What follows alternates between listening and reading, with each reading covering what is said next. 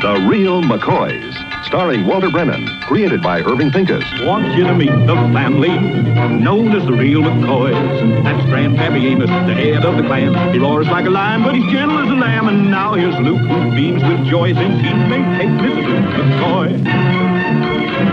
From West Virginia they came to stay in sunny California. Old Grandpappy Amos and the girls and the boys of the family known as the Real McCoys.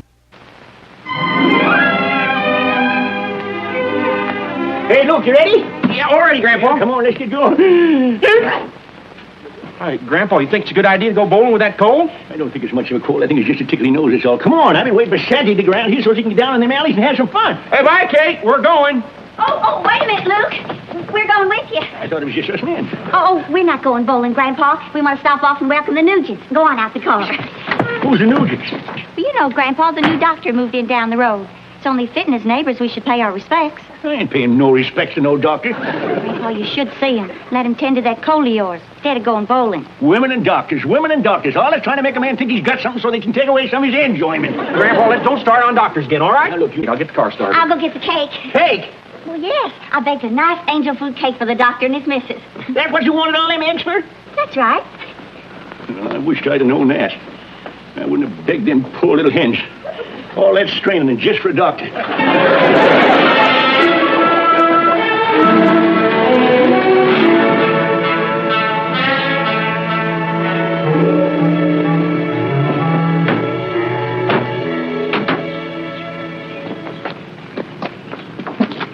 Come on, little Luke.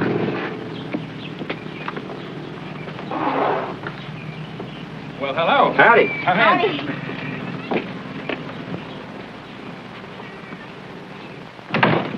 We're your neighbors from down the road. Oh, yeah, here's your cake. Good luck and goodbye. Grandpa, we haven't even introduced ourselves yet. We're the McCoys. This is Grandpa Amos, and I'm Mrs. McCoy. My husband Luke and his brother and sister little Luke and Hassie. Well, I'm very pleased to meet you. Won't you come in the study? Why, thank you. What do you want to go in there for, you done? You know, this ain't the doctor kind of a cold. It's business you're after. You better go out looking for it yourself. I guess that's pretty good advice for a new doctor. Well, if you'll excuse me, I'll put this in the kitchen. Sure seems young to be a doctor, though. Yeah, them young'uns, they're the worst kind. Fresh out of school, just itching to try out all them new diseases. Sure is some car, Doctor. That ought to win me many a race with the stork. Some doctor still believes in the stork.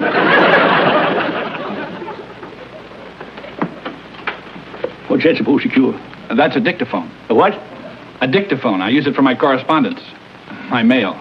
I dictate by talking into it, and then I have someone play it back and transcribe it on paper. I also use it to keep a record of my patients' case histories. Here, talk into it, and I'll show you how it works. Not me. I ain't talking to no goddamn machine. Not me. I ain't talking to no goddamn machine. That sure sounded funny, Grandpa. Say, are we going bowling out? Or ain't we? I need exercise. Surely, Mr. McCoy, you're not going bowling.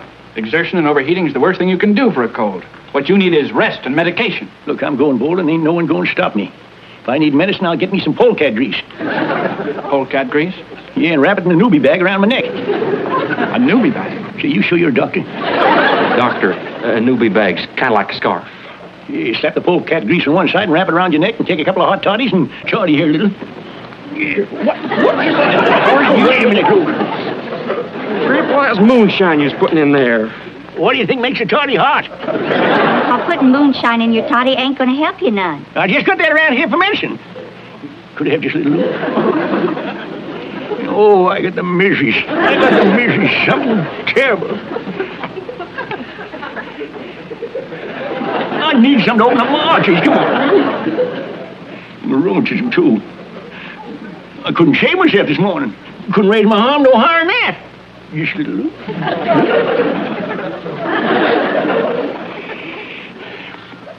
And that ain't the worst. My leg. I can't bend my knee. Oh, look. I think I ought to have some. Grandpa, if it's that bad, I'm going to go call Doc Nugent right now. Now! I don't want no whippersnapper of a doctor around here. I'm doing all that mortal man can do. Now you leave me be. Luke, what are we going to do? Oh, it's no use, Sugar. You heard him. When it comes to seeing a doctor, Grandpa's tougher than a bride's first meatloaf. Nothing personal.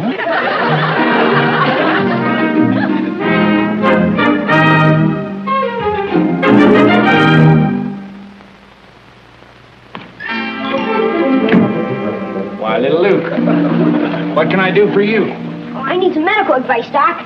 I see. Take a spill? Hurt your leg? Worse than that, Doc. You don't need my leg. It's all over. God, the misery's something fierce. Taking any medicine? A hot toddy of moonshine. Moonshine? Yeah, to open up the arteries and quiet down the rheumatism. You? Rheumatism? Yeah, flared up so this morning, couldn't even raise my arm. What kind of medicine should I take, Doctor? Well, we'll see. First, I want to hear more about this rheumatism. Oh, it's a terrible agony in this leg of mine. I can't even bend the knee. That's too bad. How high could you bend it before? Way up to... All right, young man, what's this all about? It's Grandpa, Doc. He's powerful sick, and I just want to know what we can do for him. Sounds to me like I ought to go over and take a look at your grandfather. Oh, please don't. I mean, couldn't you tell me what to do, and I pass it on like it come from someone else? Hardly, son. We don't practice medicine by remote control. Yeah, Cliff would be awful mad if you found out I was the one that brung you. Well, I tell you, we'll just keep this a little secret between you and me. We'll pretend that I'm just dropping by to say hello. Can I ask you a question, Doc? Certainly. What is it? Well, if Grandpa does find out it was me, you got a good pill that'll cure spanking pain? I think so. I'm telling you, for the last time, I ain't seen no doctor. Grandpa, not so loud. He's standing right outside the door. He'll hear you. I don't care if he does hear me. I didn't invite him, and I ain't going to see him. Grandpa, you ain't getting no better. As long as he happened to drop by, Grandpa. What's the harm?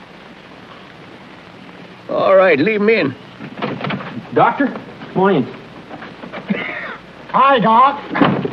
Don't mind me. Go right ahead. This is Charlie Perkins, our mailman. He's like one of the family. Everybody's family. Don't pay him no mind. Just want to see how you do on your first case. Folks will be interested. That's a pretty nasty cough you have there. Is your throat sore? Grandpa, the doctor was nice enough to come. The least you can do is answer him. If he's a doctor, leave him find out what's the matter with me. You never hear of it asking a horse a lot of questions. Doctor, the cold seems to have settled in his leg. He says he can hardly move it. That thing in me. Now take it easy, Grandpa. Roll up his sleeve, please.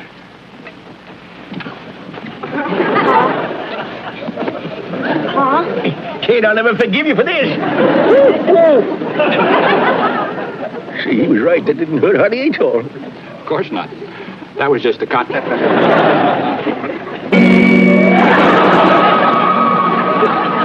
Fix you up, Mr. McCoy. you, Doctor. I'll be by and check on you in the morning. And I'll be back to check on him, Amos.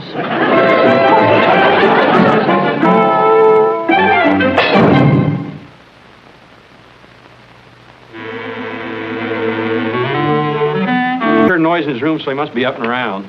Oh, I'm not surprised. Penicillin can certainly work wonders. It's a good thing we forced it on him. You know, quite frankly, if he'd relied on those primitive home methods of his, he'd still be a very sick man. It's amazing in this day and age how some people still resist progress. Of course, it's pure ignorance of what modern medicine is. It's okay. Get over how Grandpa carried on when you give him that shot. That's the way it is with these old-timers. Sometimes they're worse than babies. Doc, I'd like to be your second patient. Doc in this mailbag keeps giving me a bum shoulder. I used to go to old Doc Miller, but he's clear on the other side of town. I'd like to change to you. And I can guarantee a lot of other folks will, too. Well, thank you, Mr. Perkins. Drop by the office around 3 o'clock. I'll have a look at that shoulder. Congestion in your chest is gone. Next thing, I'll be gone. Pulse is normal. Your coloring's fine. Frankly, Mr. McCoy, I'm puzzled. You're improved in every way. You call me improved when I can't move my leg? The medication I gave you couldn't possibly cause complications such as this. Why, that leg should be completely better. The leg is stiff as a hoe handle. Mr. McCoy, are you sure that you can't use that leg? Don't you think I'd use it if I could? I'm not so sure, Mr. McCoy. Would you like me to call in another doctor for a consultation? Oh, no, I don't want no newfangled doctors and no wonder drugs. They ain't doing no wonders for me. I'll stick with my polecat grease. Maybe it is primitive, like you said, and maybe I am ignorant. But I was hurt. Well, what about somebody else's feelings? You realize what you've done to Doc Nugent? He left here thinking his first case was a failure, thinking he made some kind of a big mistake. Just to satisfy your own pride. You went and ruined a man's career. Kate here, listen to me. What is she talking about ruining a man's career? That's between me and him. With Charlie Perkins standing there listening to the whole thing? You must have gone, too. No sense in you sticking around with a sinking ship. Well, I don't want him, Grandpa. So I want to stay by you. Even if you think I'm wrong? You do think I'm wrong, don't you? You don't have to answer that question. I know you do.